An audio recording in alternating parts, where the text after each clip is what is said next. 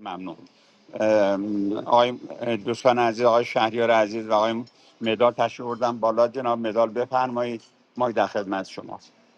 کرم جناب دکتر هوشنگ، جناب دادیار و همه عزیزان، عرض ادب و ارادت. من شرایط صحبت طولانی ندارم، فقط چند جمله کوتاه به عرض دوستان میرسونم و اون این که نه به استبداد دینی خمینی و خامنه ای و نه به استبداد سکولار شاهان پهلوی و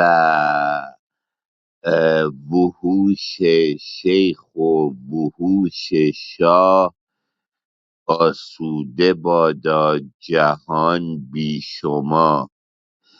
و اینکه خدمتون است که سنگ و کتاب و گندم قدرت به دست مردم. من آرزوی فردای پیروزی برای ایران دارم که حاکمیت جمهور مردم برقرار بشه و اینکه دموکراسی، آزادی و سیاست علمی و وجدانی در ایران استقرار پیدا کنه، نه به صورت وحشیانه و یا جاهلانه.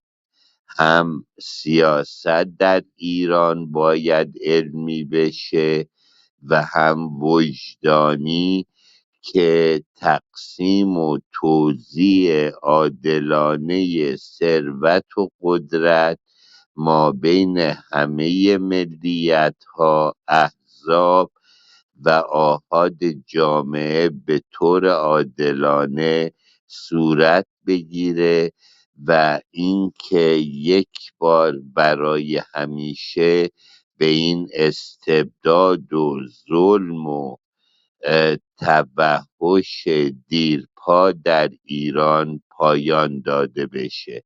ممنونم جناب دکتر هوشنگ، جناب دادیار و همه دوستان. سپاس.